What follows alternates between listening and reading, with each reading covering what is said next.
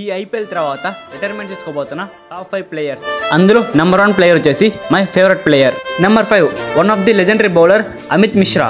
అమిత్ మిశ్రా అయితే ఐపీఎల్ 2025లో కనపడకపోవచ్చు. ఈయన ఏజ్ అయితే దాదాపుగా 42 సంవత్సరాలు అన్నమాట. అమిత్ మిశ్రా అయితే ఐపీఎల్ కెరియర్లో 155 మ్యాచెస్ అయితే ఆడి ఉన్నాడు. అందులో 174 వికెట్స్ తీసి ఉన్నాడు. నెంబర్ 4 పీయూష్ చావ్లా. పీయూష్ చావ్లా కూడా IPL 2025లో కనపడకపోవచ్చు.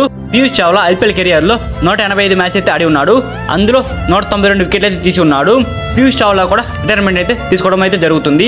Number 3 David Warner. David Warner అయితే వన్ డే మ్యాచెస్కి అండ్ టెస్ట్ మ్యాచెస్కి అయితే రిటైర్మెంట్ ప్రకటించడం జరిగింది. అండ్ రాబోయే ఐపీఎల్ లోపల T20s కూడా రిటైర్మెంట్ అయితే ఇచ్చే అవకాశాలు అయితే ఉన్నవి. డేవిడ్ వార్నర్ ఐపీఎల్ కెరియర్లో 184 మ్యాచెస్ అయితే ఆడి ఉన్నాడు. అందులో 6565 రన్స్ అయితే చేసి ఉన్నాడు.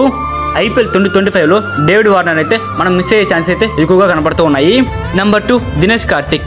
దినేష్ కార్తిక్ అయితే ఆల్రెడీ రిటైర్మెంట్ అయితే ప్రకటించడం జరిగింది. ఐపీఎల్ కెరియర్లో దినేష్ కార్తిక్ అయితే 257 మ్యాచ్ అయితే ఆడడం జరిగింది. అందులో 4842 రన్స్ అయితే చేసి ఉన్నాడు. నెంబర్ 1 ఈ ప్లేయర్ని అయితే మనం ప్రత్యేకంగా పరిచయం చేయాల్సిన అవసరం లేదు. ఆయనే mister MS Dhoni. MS Dhoni అయితే రాబోయే సీజన్లో ఆడకపోవచ్చు అనిపిస్తుంది.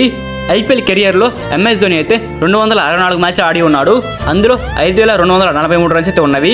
ప్రజెంట్ అయితే ధోని ఏజ్ వచ్చేసి 42 సంవత్సరాలు అన్నమాట. ఎంఎస్డి ఫ్యాన్స్ అందరూ కూడా రాబోయే సీజన్లో ధోనిని మిస్ అవుతారు అనిపిస్తుంది. మనం వీరినే కాకుండా ఇంకెవరైనా మిస్ చేసి ఉంటే కింద కామెంట్ చేయండి. అండ్ ఈ 5 ప్లేయర్స్ కోసం జస్ట్ ఒక లైక్ చేయండి చాలు.